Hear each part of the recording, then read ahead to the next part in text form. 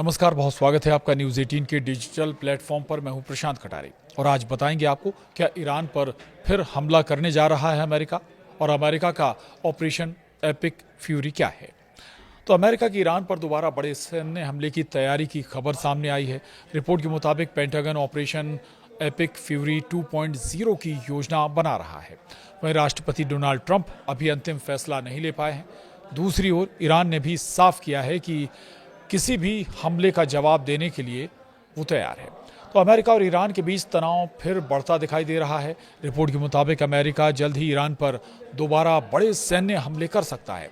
New York times की report में कहा गया है कि अमेरिकी सेना ने नए हमलों की तैयारी शुरू कर दी है और ये तैयारी ऐसे समय हो रही है जब अमेरिका और ईरान के बीच शांति वार्ता लगभग रुक चुकी है, खत्म हो चुकी है। वहीं अमेरिकी राष्ट्रपति डोनाल्ड ट्रंप हाल ही में चीन दौरे से लौटे हैं। चीन में उन्होंने राष्ट्रपति शी जिनपिंग के साथ ईरान युद्ध और स्ट्रेट ऑफ हॉर्मूज को लेकर बातचीत की थी। रिपोर्ट के मुताबिक ट्रंप ने अभी तक ये अंतिम फैसला नहीं लिया है कि ईरान पर फिर हमला किया जाए या नहीं। वहीं अप्रैल में युद्ध विराम लागू होने के बाद से हमले रुके हुए हैं, लेकिन ट्रंप ईरान के शांति प्रस्तावों से खुश नहीं है। अमेरिका चाहता है कि ईरान अपना परमाणु कार्यक्रम पूरी तरह बंद करे और हॉर्मूज स्ट्रेट फिर से खोल दे। यहीं पर अगर हम बात करें तो पूरी जो बातचीत का दारोमदार वो यहीं पर अटका हुआ भी है और यहीं बार बार आकर बातचीत फेल भी हो जा रही है। हॉर्मूज पूरी तरह से खुलने को अभी तक ईरान राजी नहीं है। दूसरी तरफ जो परमाणु कार्यक्रम है वो भी पूरी तरह से बंद करने को ईरान तैयार नहीं है। उधर अमेरिकी रक्षा विभाग पेंटागन कथित तौर पर ऑपरेशन एपिक फ्यूरी 2.0 की तैयारी कर रहा है। अमेरिकी रक्षा मंत्री पीट हेग्सेथ ने भी कहा है कि जरूरत पड़ने पर अमेरिका के पास हमला बढ़ाने की पूरी योजना तैयार है।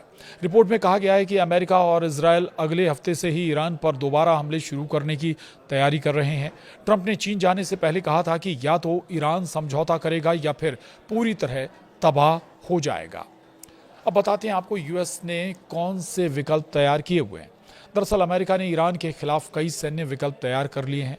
पहला विकल्प है बड़े पैमाने पर हवाई और मिसाइल हमले करना, जो पहले भी अमेरिका करता रहा है, यानी कि एक साथ ताबड़तोड़ हमले और हवाई हमले और मिसाइलों से हमले। ये तरीका अपना सकता है अमेरिका और इसमें ईरान के सैन्य ठिकानों और ज़रूरी इमारतों को निशाना बनाया जा सकता है। पहले भी बड़े ठिकाने निशाने रहे हैं। एक बार फिर से उन बड़ी इमारतों और ठिकानों को जो रणनीतिक लिहाज से महत्वपूर्ण है उन्हें टारगेट किया जा सकता है।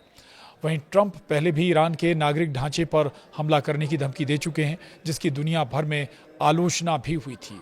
अब बात दूसरे विकल्प की कर लेते हैं। दूसरा विकल्प दरअसल अमेरिकी स्पेशल फोर्स को ज़मीन पर भेजने का हो सकता है। इसका मकसद अंडरग्राउंड न्यूक्लियर ठिकानों तक पहुंचना होगा, लेकिन इसके लिए हज़ारों सैनिकों की ज़रूरत पड़ेगी और इससे सीधा युद्ध भी छिड़ सकता है। अधिकारियों ने माना है कि ऐसा ऑपरेशन बेहद जोखिम भरा होगा और इसमें भारी सैन्य नुकसान भी हो सकता है। तो ये जो दूसरा विकल्प है इस पर थोड़ा कम विचार हो सकता है, चूँकि ये नुकसानदायक भी हो सकता है। चूँकि स्पेशल फोर्सेस अगर ज़मीन पर भेजता है अमेरिका तो इसका मकसद ज़रूर ये हो सकता है कि अंडरग्राउंड न्यूक्लियर ठिकानों तक पहुँचा जाए, लेकिन इससे बहुत सारे सैनिकों की ज़रूरत भी पड़ेगी और सीधा जंग भी छिड़ सकती है। तो ये दूसरा विकल्प इस्तेमाल होने की कम आशंकाएं हैं। अब तीसरा विकल्प ज़रूर देख लेते हैं। तीसरा विकल्प क्या है? तीसरा विकल्प ईरान के खार्ग आइलैंड पर कब्जा करने का है और ये ईरान के तेल निर्यात का बड़ा केंद्र माना जाता है। लेकिन इस इलाके पर कब्जा बनाए रखने के लिए अमेरिका को बड़ी संख्या में सैनिक तैनात करने होंगे। इससे युद्ध और महंगा हो जाएगा और बेहद खतरनाक भी हो सकता है। तो ये तीसरा जो विकल्प है ये भी काफ़ी महंगा साबित हो सकता है अमेरिका के लिए, क्योंकि अगर खार्ग द्वीप पर अमेरिका कब्जा करता है तो उसे बहुत सारे सैनिक यहाँ पर भेजने पड़ेंगे। ज़मीनी स्तर पर उस द्वीप को कब्जे में लेना होगा। वहीं रिपोर्ट के मुताबिक अमेरिका ने मिडिल ईस्ट में 50,000 से ज़्यादा सैनिक भी तैनात कर रखे हैं। इसके अलावा 2 एयरक्राफ्ट कैरियर, 1 दर्जन से ज़्यादा नेवी डिस्ट्रॉयर और बड़ी संख्या में लड़ाकू विमान भी क्षेत्र में मौजूद हैं। करीब 5,000 मरीन और 82वीं एयरबोर्न डिवीज़न के 2,000 पैराट्रूपर्स भी आदेश का इंतज़ार कर रहे हैं। इधर ईरान भी जवाबी कार्रवाई की धमकी दे रहा है। दूसरी तरफ ईरान ने भी कहा है कि वो हर स्थिति के लिए तैयार है। ईरानी संसद के स्पीकर मोहम्मद बगेर गालिबफ ने कहा है कि अगर हमला हुआ तो ईरान जोरदार जवाब देगा। खुफिया रिपोर्ट्स के मुताबिक ईरान ने हॉर्मुज स्ट्रेट के आसपास अपने ज़्यादातर मिसाइल ठिकानों को फिर से एक्टिव कर लिया है। बताया जा रहा है कि 33 में से 30 मिसाइल साइट अब दोबारा काम कर रही हैं। ये ठिकाने वहाँ से गुजरने वाले जहाज़ों और तेल टैंकरों के लिए खतरा बन सकते हैं। यानी कि अगर अमेरिका हमला करता है तो ये इतना आसान नहीं होगा कि अमेरिका हमला करे और फिर निकल जाए। जवाब बहुत कड़ा हो सकता है, बहुत तगड़ा जवाब ईरान की तरफ से हो सकता है। माना यह भी जा रहा है कि एक साथ फिर अगर अमेरिका हमला करता है तो एक साथ ईरान फिर कई उन देशों पर हमला कर सकता है जो अमेरिका को सहयोग करते रहे हैं।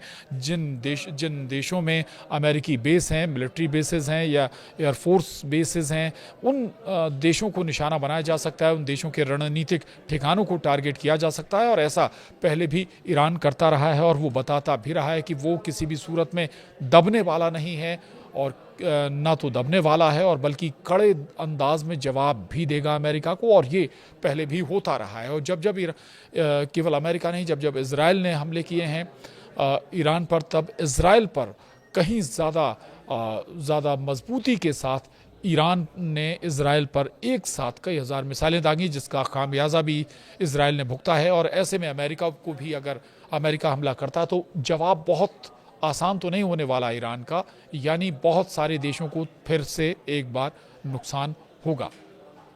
तो स्वाभाविक है अमेरिका इस बात पर ज़रूर गौर करेगा कि अगर वो ईरान पर हमला करता है तो उसका रिटेलिएट कैसे होगा, उसका जवाब किस रूप में आएगा। और इन तमाम बातों को ध्यान में रखकर ही संभव अमेरिका कोई कदम उठाए। तो अमेरिका, ईरान, इजराइल से जुड़ी तमाम अपडेट के लिए आप बने रहिए न्यूज़ 18 के डिजिटल प्लेटफॉर्म के साथ। नमस्कार। वहीं रिपोर्ट के मुताबिक अमेरिका ने मिडिल ईस्ट में 50,000 से ज़्यादा सैनिक भी तैनात कर रखे हैं। इसके अलावा 2 एयरक्राफ्ट कैरियर, 1 दर्जन से ज़्यादा नेवी डिस्ट्रॉयर और बड़ी संख्या में लड़ाकू विमान भी क्षेत्र में मौजूद हैं। करीब 5,000 मरीन और 82वीं एयरबोर्न डिवीज़न के 2,000 पैराट्रूपर्स भी आदेश का इंतज़ार कर रहे हैं। इधर ईरान भी जवाबी कार्रवाई की धमकी दे रहा है। दूसरी तरफ ईरान ने भी कहा है कि वो हर स्थिति के लिए तैयार है। ईरानी संसद के स्पीकर मोहम्मद बगेर गालिबफ ने कहा है कि अगर हमला हुआ तो ईरान जोरदार जवाब देगा। खुफिया रिपोर्ट्स के मुताबिक ईरान ने हॉर्मुज स्ट्रेट के आसपास अपने ज़्यादातर मिसाइल ठिकानों को फिर से एक्टिव कर लिया है। बताया जा रहा है कि 33 में से 30 मिसाइल साइट अब दोबारा काम कर रही हैं। ये ठिकाने वहाँ से गुजरने वाले जहाज़ों और तेल टैंकरों के लिए खतरा बन सकते हैं। यानी कि अगर अमेरिका हमला करता है तो ये इतना आसान नहीं होगा कि अमेरिका हमला करे और फिर निकल जाए। जवाब बहुत कड़ा हो सकता है, बहुत तगड़ा जवाब ईरान की तरफ से हो सकता है। माना यह भी जा रहा है कि एक साथ फिर अगर अमेरिका हमला करता है तो एक साथ ईरान फिर कई उन देशों पर हमला कर सकता है जो अमेरिका को सहयोग करते रहे हैं। जिन देशों में अमेरिकी बेस हैं, मिलिट्री बेसेस हैं या एयरफोर्स बेसेस हैं, उन देशों को निशाना बनाया जा सकता है। उन देशों के रणनीतिक ठिकानों को टारगेट किया जा सकता है और ऐसा पहले भी ईरान करता रहा है और वो बताता भी रहा है कि वो किसी भी सूरत में दबने वाला नहीं है और ना तो दबने वाला है और बल्कि कड़े अंदाज में जवाब भी देगा अमेरिका को। और ये पहले भी होता रहा है। और जब केवल अमेरिका नहीं, जब इजराइल ने हमले किए हैं ईरान पर, तब इजराइल पर कहीं ज़्यादा मजबूती के साथ ईरान ने इजराइल पर एक साथ कई हज़ार मिसाइलें दागी, जिसका खामियाजा भी इजराइल ने भुगता है। और ऐसे में अमेरिका को भी अगर अमेरिका हमला करता है तो जवाब बहुत आसान तो नहीं होने वाला ईरान का, यानी बहुत सारे देशों को फिर से एक बार नुकसान होगा।